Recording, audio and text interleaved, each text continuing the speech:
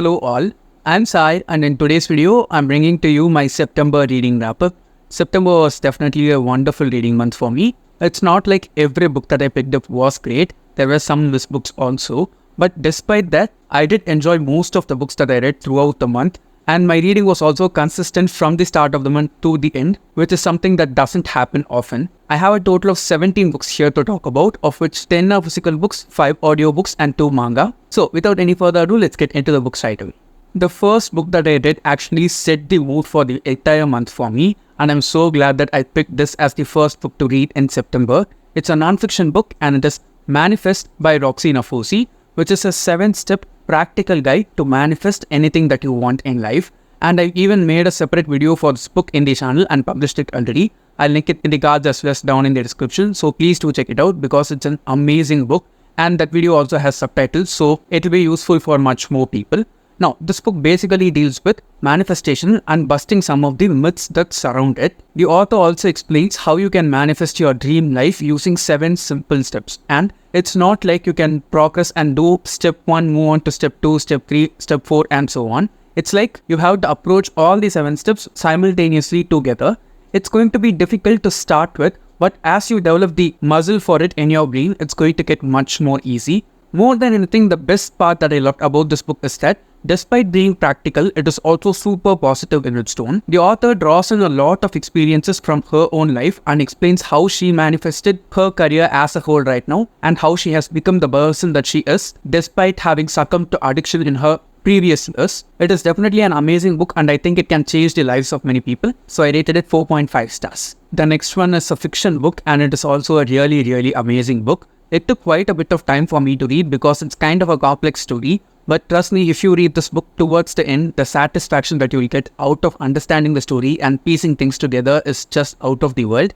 And the book is Cloud Cuckoo Land by Anthony Doer. The only reason why I went forward and read this book is because I want to read All the Light We Cannot See by the same author. I know that book is super popular and the movie of that one is also coming to Netflix next month. So I hope to read the book or at least listen to the audiobook before the movie gets released so that I can watch it. Because after reading this book, my expectations on that book are like just sky high. Now I cannot categorize this book into any particular genre, or even if I can say that it is magical realism in a way. But even that would not be right because it is an amalgamation of various different genres, some of which are historical fiction, literary fiction, thriller and fantasy. And I can say that if you enjoy any of these genres, you should definitely pick this book up and start reading it.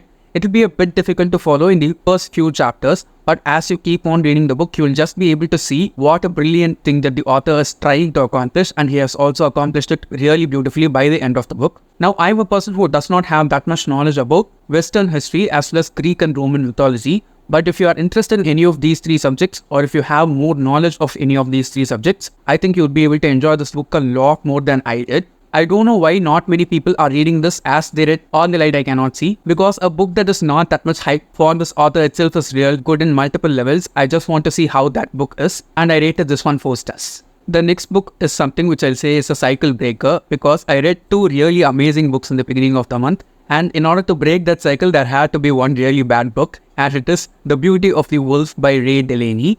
Now, this is fantasy in one way, but there are not as many fantastical elements that we might look forward in a standalone fantasy. I can say that this book might appeal to some readers, but even from seeing the Goodreads rating, which is less than 3 stars, I cannot say that this is a good book in any way because it is basically just a gender-swapped version of the Beauty and the Beast, and I cannot say that it is done that well also. Here the Beauty is basically a male. At the same time, the Beast character was also not at all intriguing for me because it just felt like a soft fist throughout. There were also multiple very creepy and weird sex scenes which just disturbed the hell out of me while I was reading this book. It's not that big a book, you can finish this in like a couple of days itself, but I'd not suggest you to go forward and try it because it's basically not worth your time. I definitely did not like it and it is definitely going into the disappointed books pile for 2023 from me. So I rated it 2.5 stars. The next book is my most favorite read of all the books that I read in September.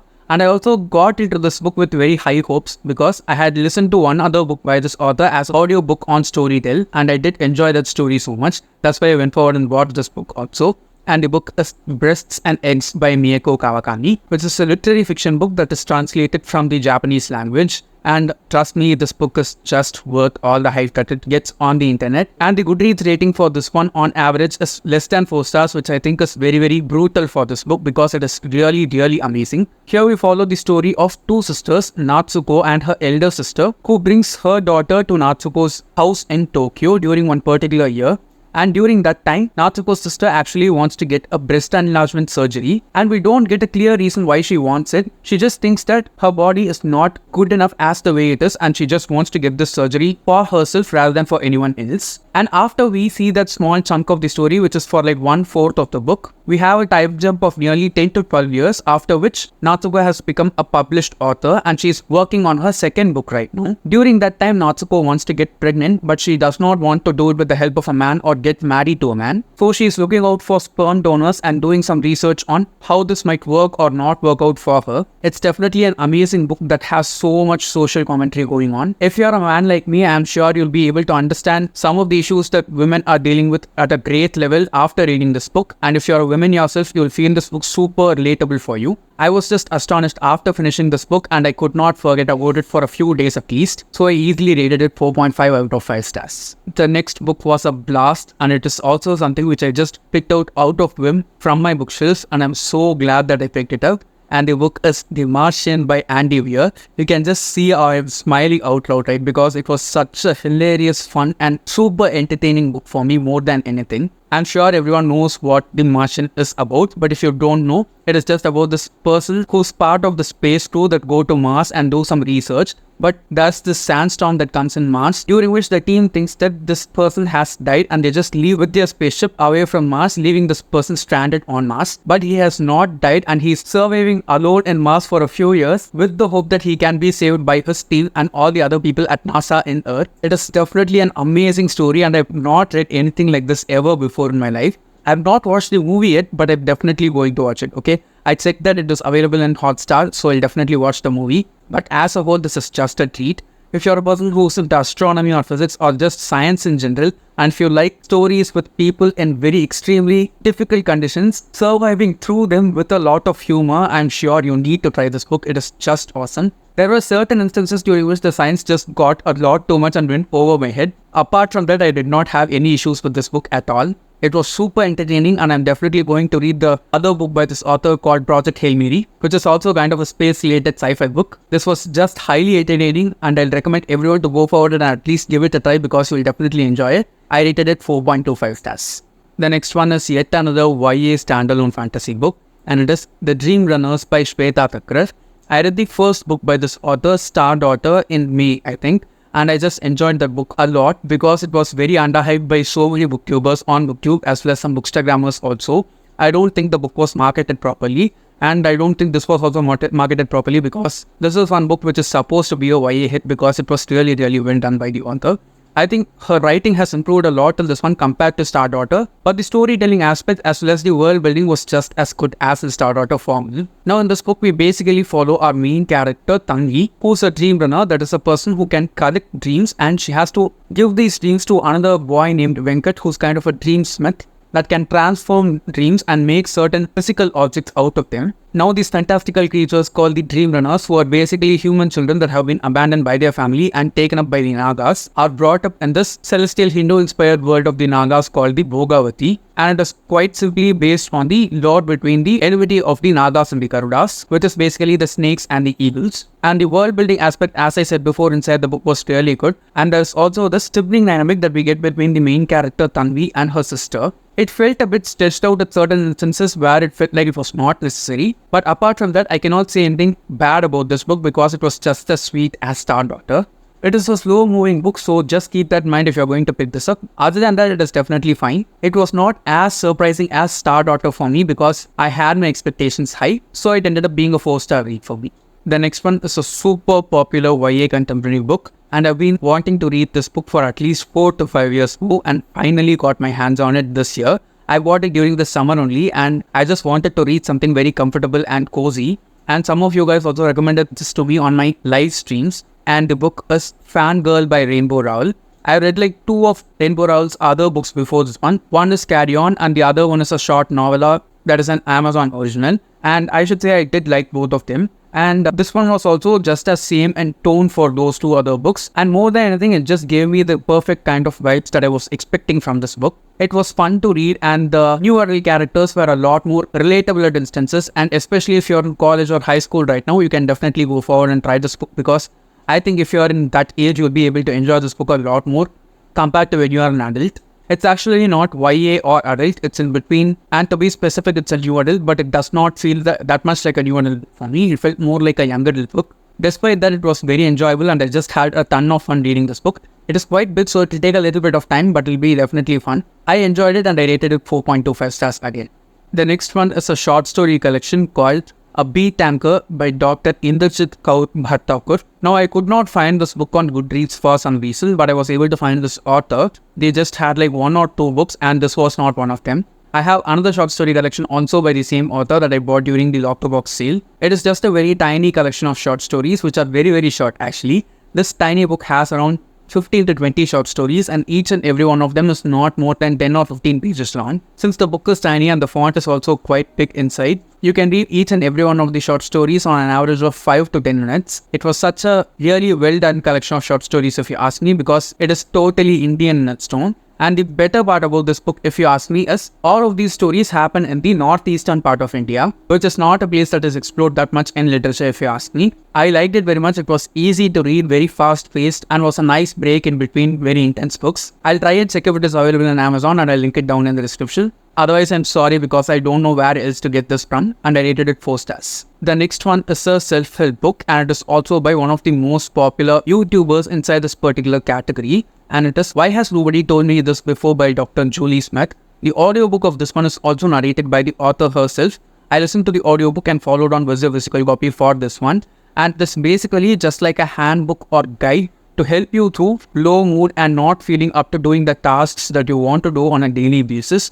It's actually something that has a lot of tools that are given by the author from her therapy sessions that she uses with her patients, and how it can help each and every one of us in a very, very easy way to just get over low mood in a much easier way with practice and do all the work that we want to do without being hard on ourselves. And the best part about this book is that even though it is based on psychology and practices that are actually happening in therapy and taught to patients who are in therapy, it is not at all heavy in its tone. It is super lightweight if you ask me, and you can just breeze through this book and understand each and everything that the author says very, very easily. It also has a ton of exercises that you can do then and there on paper and just see what you are dealing with in order to get a clearer view of how you can work yourselves through it. I'm going to make a separate video for this book. I finished reading it only during the end of the month. That's why I was not able to make a video in the past month itself. But you can expect a video from me for this one in the next couple of weeks. It is definitely a highly helpful book, and I rated it 4.25 stars. The last physical book is a reread, and it is The Little Prince by Anthony de Saint-Exupéry.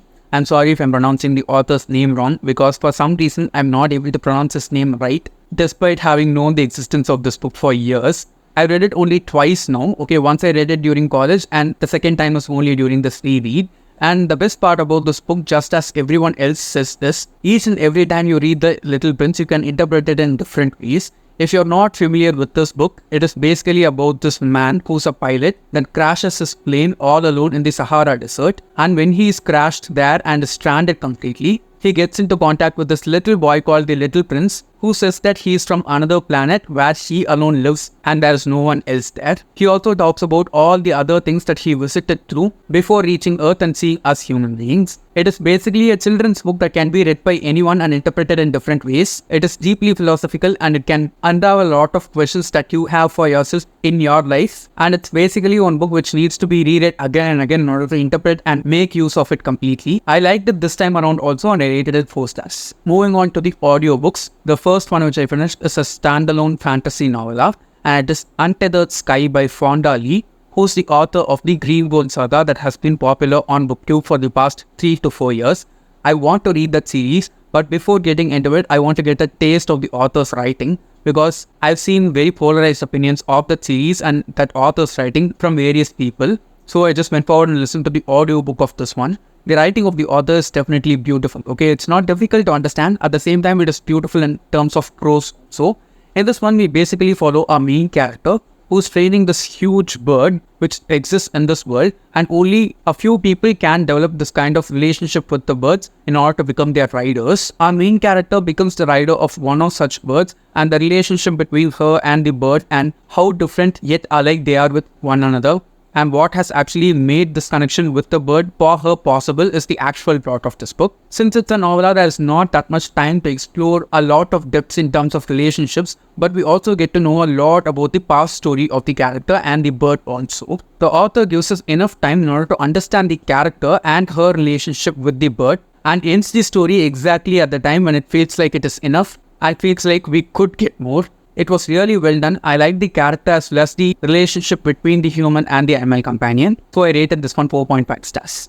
The next one is a short story, and it was quite disappointing for me because I read one other book by this author and I just loved that book so much last year.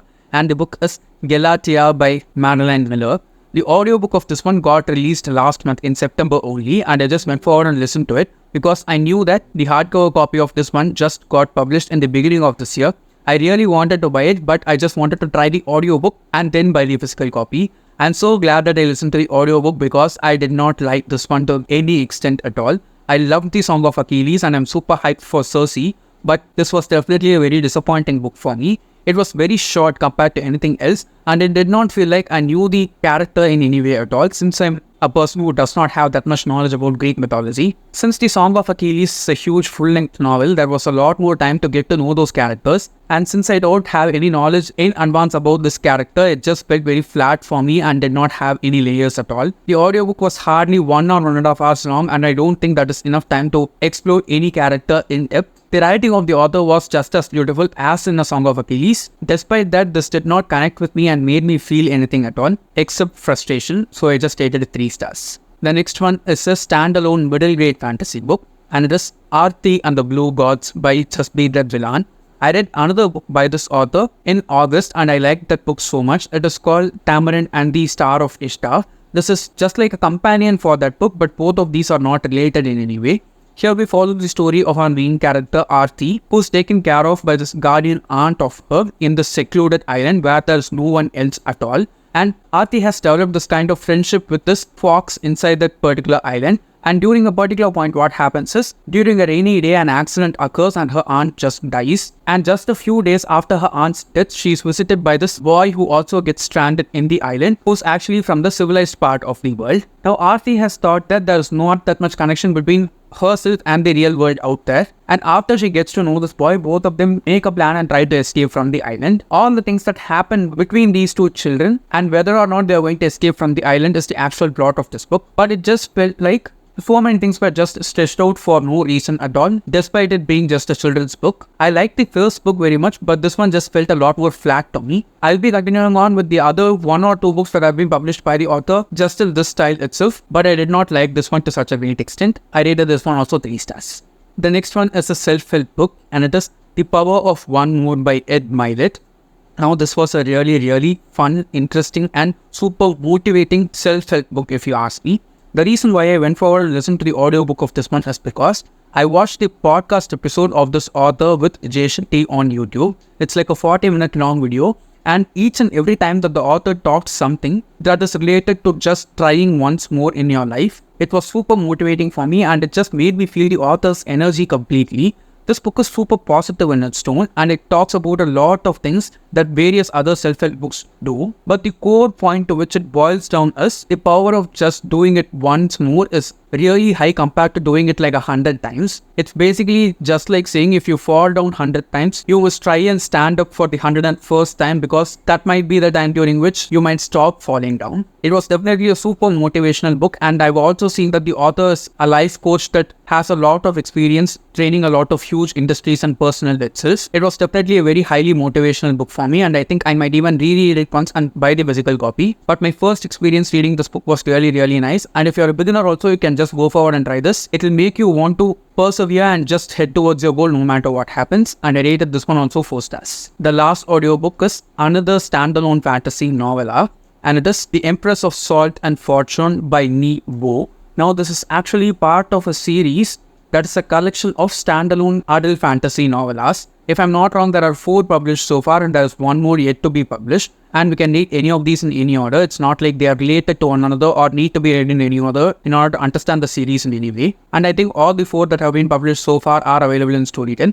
I listened to this one because Sam from Thoughts on Tones talked about this book and she said that she liked it a lot. My reading taste is very similar to that of hers, so I just went forward and listened to the audiobook. Here we basically follow our main character who's non-binary and they are just collecting stories by traveling to different parts inside this world. I can say that the writing of the author in this one is really nice. At the same time, what they have tried to bring about and the themes that they have tried to explore using the story of collecting stories is really nice. But as a whole, it just felt a lot incomplete to me and also rushed at instances because I was not able to connect with any of the stories or the characters to such a great extent. I'll definitely be continuing on with this series of novellas and try and see if there's something up to my taste or not because they are not long in length. If you are interested in reading some kind of fantasy novella, you should try this out, and I rated this one also 3 stars. And at last, talking about the 2 manga that I read, which are the next 2 volumes of Full Metal Alchemist that are volumes 5 and 6. My plan was actually to finish until volume 9 in September and bring about the review video of mine for the first third of the series.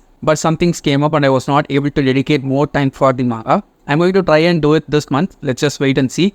I don't have any concrete plans because I'm just trying to go with the flow here. But these 2 volumes which I read in September are also just as good as the first 4 volumes. And I can easily say that the series is just getting better and better as the volumes get moving on. Since I did not read a huge chunk of the series, I don't have that much to talk about right now, even though I'm thoroughly enjoying it and I rated these 2 volumes 5 stars each. So yes guys, those are all the 17 books which I managed to read in September, and I have this very high hope that October is going to be an even more amazing month compared to September this year because I have some really great books stacked to read. If you have read any of the books that I've talked about in this video, please do let me know your opinions on them in the comments below and we can further discuss on them. And don't forget to drop your September wrap-up also in the comments because I'd like to know what you read. And if you did enjoy watching today's video, don't forget to give it a thumbs up and also share it to your friends.